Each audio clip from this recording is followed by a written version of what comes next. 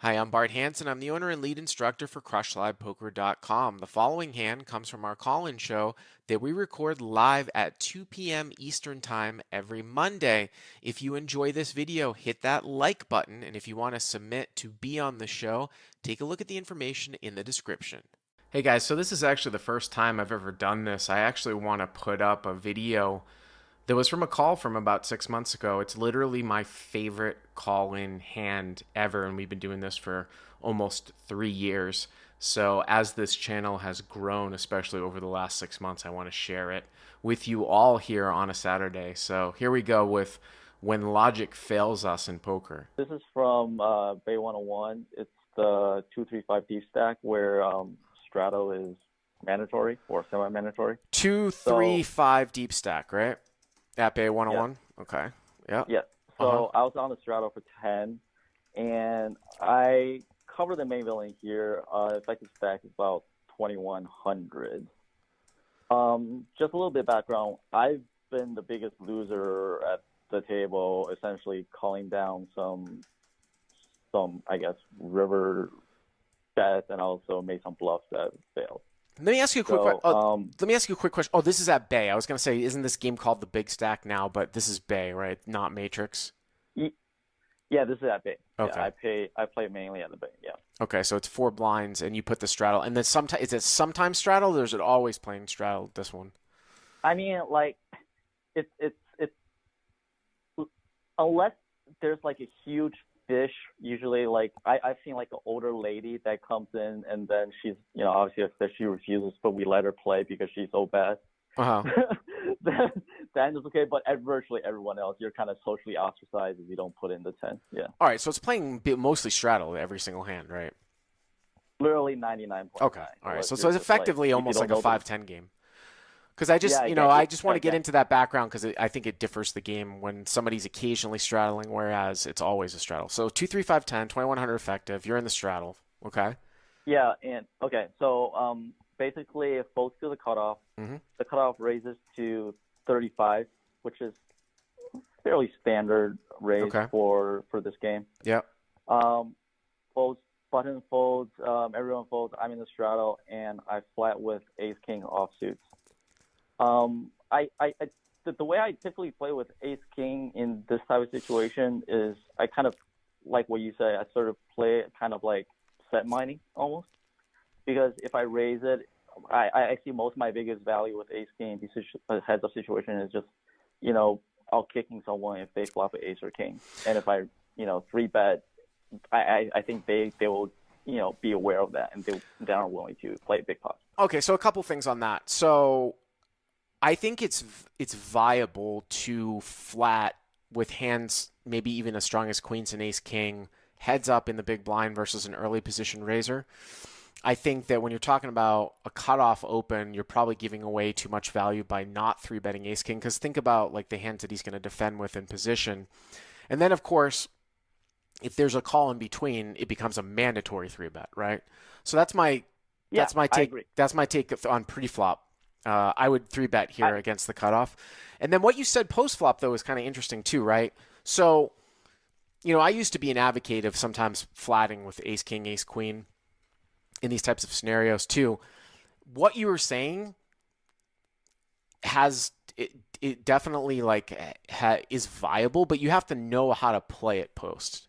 Like, if you're going to flat ace king on the occasion and in the occasional configuration where you 3-bet it off like 80-20, I feel like, especially if you hit an ace and the preflop raiser's betting, that you almost have to play it like a set. Like if the board comes out like ace deuce deuce and you think the preflop raiser has it, you got to start piling money in. Like you have a deuce or whatever it is, like ace 9 deuce. You know what I mean? Something like that. Like you actually have to play it hard and win a big pot with it if you flat. Yeah. So I just feel like, especially, the above average players in this game, they kind of fold towards aggression, kind of. And pre-flop? If they can't, for example, if they can't put you on ace king and this guy has king queen, he's willing to essentially extract maximum value. Right. So, and if I three bet with ace king, like what's my best scenario? Like PF queens and we shove it all in and we flip. I mean, like very few people is shoving in the situation with ace queen or anything like that. Okay, so you call in the big blind, pretty tight call, and your Yep. heads up. Yep. Okay. Yep. And the flop is king of clubs, eight of clubs, and seven of hearts. King So 8-7 with two clubs and a heart. You have ace king. You don't have a club in your hand, or what? I don't have the club. Okay, I'm gonna put it as ace king Yeah, or my ace of suits are. spades. Ace of spades, king of diamonds, or something like that. Yeah, my suits are irrelevant. Okay. Okay, so I check and the villain bets 65. This is kind of big, but kind of normal as well. Yeah. So I don't really put him on anything with this call as a standard. I mean, so I call. Well, I mean, it's funny you say that because I just said, like, if you're going to be flatting, like, sort of very small partials with ace king, when you hit a hand that, especially on a draw heavy board, like, if you transported me into your particular position and I said, oh, I flatted ace king here in the blind, what more do I ask for by raising here? Now, obviously, the ranges are not as defined. Like, he can have, like, 7-8, right? He might have like a king 8 suited type of thing, but seems to me that he's betting rather large as a draw heavy board and you can get called down. Now on the flip side to that too is that he might continue to barrel off, but you know, his sizing is kind of large on the flop. Yeah, and there's obviously a lot of like turn cards that basically honestly, change like things. Honestly, I kind of see large sizing almost as being weakness. Like this guy just want me to fold, just stop right there, right now. I don't really put a 65 bet as him having a king or something like that. So you think that he's just more bluffy here because he's betting larger? Yeah, just standard C bet. I've seen this guy standard C bet, just letting me, because I just flat, just fold. He just wants to fold kind of. No, I mean, are you? Does that mean that that like if you flopped a set of 8s or 7s, you would just call here too? I think so too, because I think his range is really wide. I mean, you're with your logic, the answer should definitely be yes, or something's amiss, right? Okay, so exactly. so you make this. I mean, like I because me having a king, it makes it less likely he has a king. So maybe with a set, I'll raise, right? Mm-hmm. So, okay. but okay. So the turn is the jack of spades. I check again, and he bets 140. So just with my understanding, like when he bets 140, I kind of put him on something, and most likely top pair. And because he's opening just from that position, I put him on literally just king 10, king queen, king 9, any of those hands. So he's betting 140 into a $200 pot, right? I'm just doing the math out, right? Like 200. Okay. All right. So king of clubs, 8 of clubs, 7 of hearts, jack of spades. Well, this is part of the issue why I wanted to raise on the flop. I mean, I understand what you're saying because the board is so dynamic that we start to lose value. Like now your hand has to be just a call. Like you can't, like if you check raise now, the obvious straight draw that's come in here is like 9-10 here. I mean, you'd have to be out to left. Yeah, you'd have to be out to left field to be able to like get a call from a. I mean, I guess it's possible you could get a call from a king, but I mean, I would, if I had played it like this now, I'm probably just gonna go down into check call mode here. So did you call? I actually check raised to 350. So Hero check raises to 350. I mean, here's the thing, like I'm trying to like if the turn was like a deuce, like an offsuit deuce, and you just check call the flop and you're like, oh, I think he's, but I mean, what has changed here between the flop and the turn where he was betting large and you thought he was really bluff heavy, right, on the flop, so you just called. So now that he bets again on the turn, do you think he's bluff heavy still? What has changed in your mind when he's bet again here on the turn? No, I think I do not think that he's bluff heavy at all. Literally, on the flop, the reason I just called because I literally think that this is just absolutely nothing. And Right. on the turn, I put him on at least top pair or some kind of combo draw or flush draw or something. The bare minimum is at least top pair. So you think he's going to have a right? Okay, so let's take a look at his value range, right? Like you have ace king, so you block a fair amount of the ace kings. You're behind to king jack, so king queen and king 10. If he's betting king 10 or king queen on the turn, are those so you're targeting king queen and king 10 like specifically? Yeah, I mean, like if I have king queen from his position, I don't think I'll fold to this like minish. Like it's only, what is it, like 190 more, king 10. Yeah, Right? I don't know. It seems kind of dicey to me. It seems like it's a little bit too thin. I mean, the sizing. Yeah. I mean, the sizing. I mean, you didn't make it like And 600, but yeah, and let's say he has Jack 10 with like, and there's a lot of draws here too, right? yeah. But is he Queen 10 betting? is But there. is he betting Jack 10 though on the turn for 140 when he runs into a Jack? You know what I mean? And it's Maybe like, not, but sure, maybe like, well, I mean, like he could put me on an 8 or a 7, right? by you check On the raising the flop. turn to 350. No, no, no. Well, no, I'm saying when he bets the 140. Yeah, I get what you're saying. Oh, you're Like, saying he's I mean, double like, barrel. He's using the Jack as a double barrel, but again, he's not going to call you if sure. he's bluffing. So you check raise to 350, and then what does he do? Well, he took a long time, like really surprised because my line kind of doesn't make any sense. Like Well, you could what have can I have 9-10, right? here? Why can't you have nine Yeah, ten that is one thing. Yeah, he took a long time or trying to king stare me jack? down, and he eventually calls, right? Okay, yeah. So the way he called, it seems like he was kind of pained. I mean, I don't believe he's a rec player. I don't think he's acting or anything. So I directly just targeted like a top pair, sort of like, what the fuck is this guy doing? Like, so By the way, I because don't know like if a obviously I rec can't. player. I don't know if a rec player's been in 140 with king queen king 10 on the turn, but maybe. All right, so the pot's 900 here. You check raise at 350. He calls. The pot's 900. Yep. Okay. The river is an offsuit 8, Okay. I'm gonna put it down as and 8 of diamonds. So it's king of yep, clubs, 8 of clubs, 7 of hearts, jack of spades, 8 of diamonds. You check raise turn, and now the river yep, is an 8, an offsuit 8. Okay. yeah, and I'm trying to target essentially exactly like king queen, king 10, right? Uh huh. King 9. Uh huh. So I lead out with 510. I essentially polarize myself. I Five mean, like most ten. likely I don't Wow. 510. Yeah.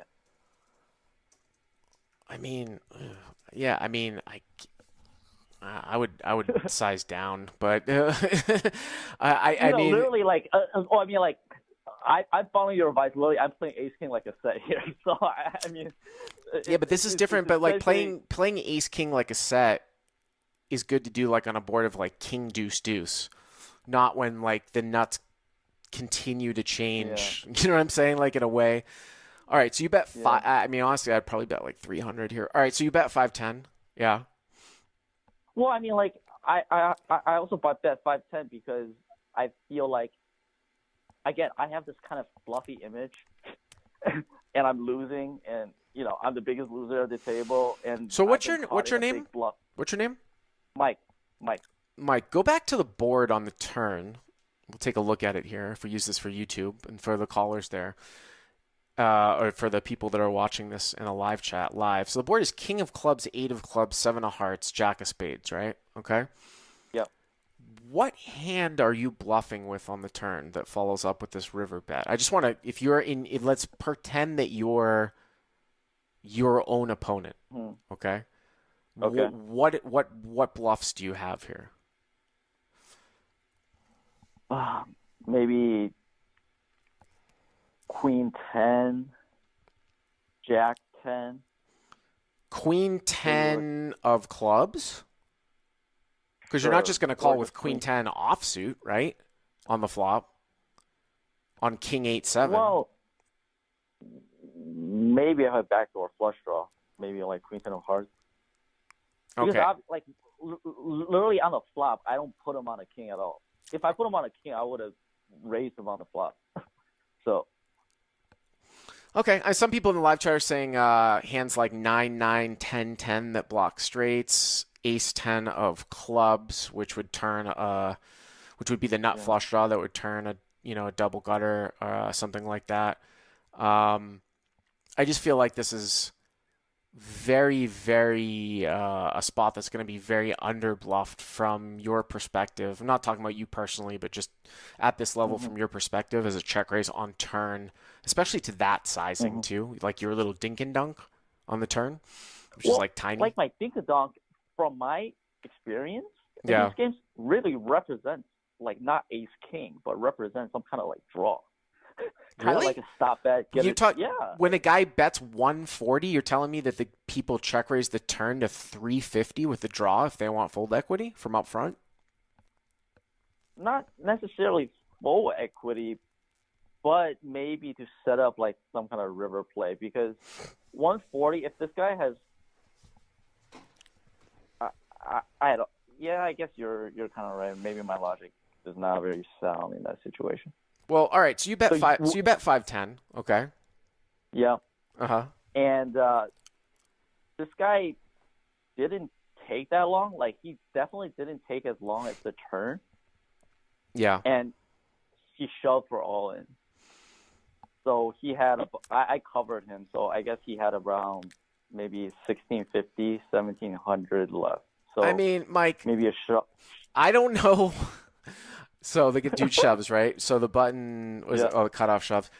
I don't know if you're gonna tell me that you hero called and he showed down a bluff, but all I can tell you is that you check raise the turn against a pot size bet and almost a pot size turn bet, and you bet pretty large for this game on the river, right? 65 Yes. call, Yes, I did. 140 to 350, dink and dunk check raise, and now you bet 510 and he shoves.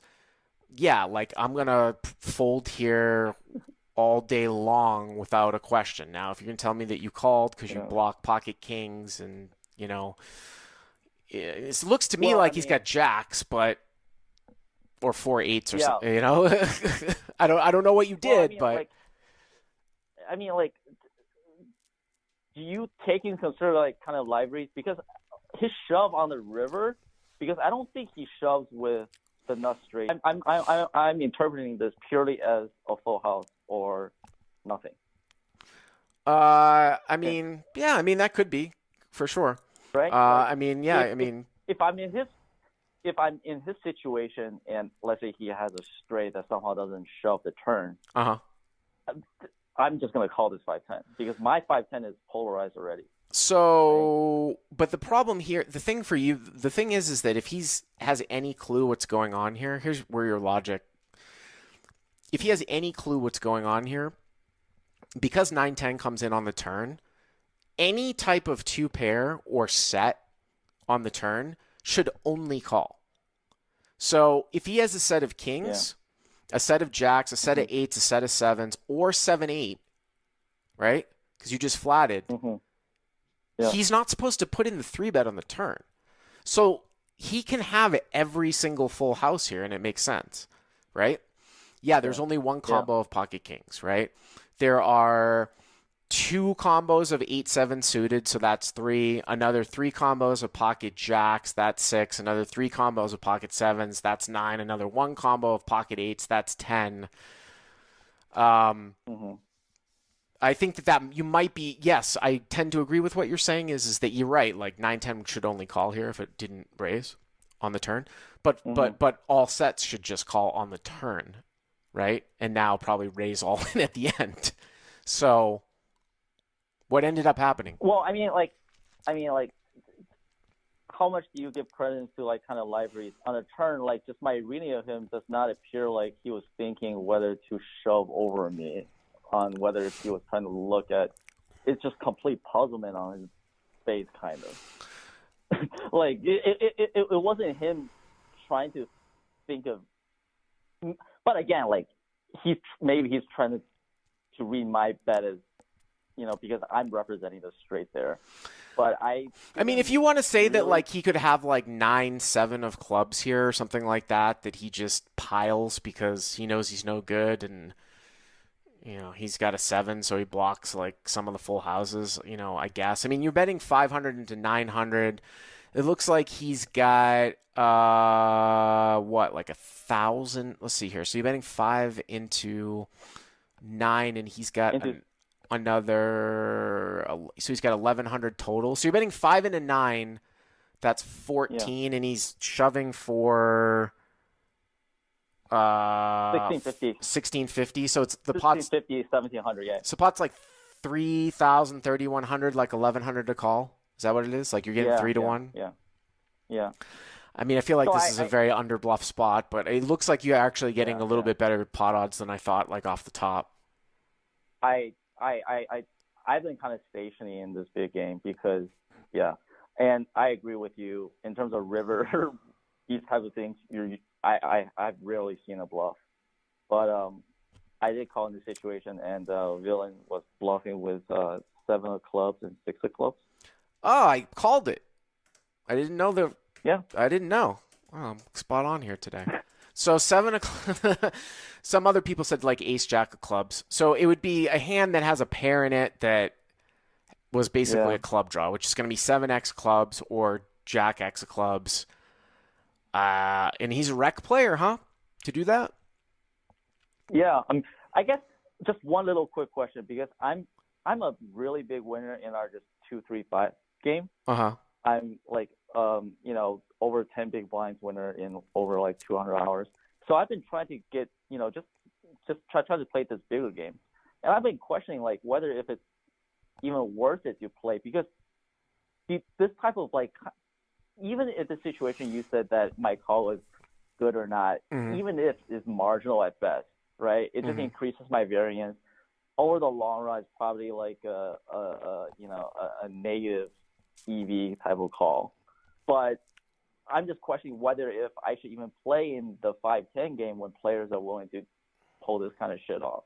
In 2-3-5. Well, it depends on Well, it depends on what you think your higher expected win rate is going to be. I mean, back in the early 2000s and the late 2000s. Well, actually, it was probably more recent to that, when all the Euro influx came in. When I was playing at Commerce 510, which was a $1,500 cap, I mean, I know I had like the biggest win rate between like 2009 to like 2011. Like it was like $125 an hour. I am assuming it's nowhere near. You can not win anywhere near what that is, but I had like 3,000 hours. And when I would go up and play 10-20, it was a huge difference. And I was like I might be able to win like maybe like 140 an hour at that time at 10-20, and I was winning 125 an hour at 510. And I have this data set where I didn't like ever go on more than what was my biggest downswing? Like 8K at like 510. This was over like 3,000 hours, maybe 10K. But when I started like dabbling in 10-20, it would just be a constant like swings of 20, 30,000. And I was like, is this really worth it? And my issue was that I had trouble putting in volume if I went on downswings. And so for me at that time, when I was basically playing full time, I actually thought I could win more money playing 510 because I would get more volume in.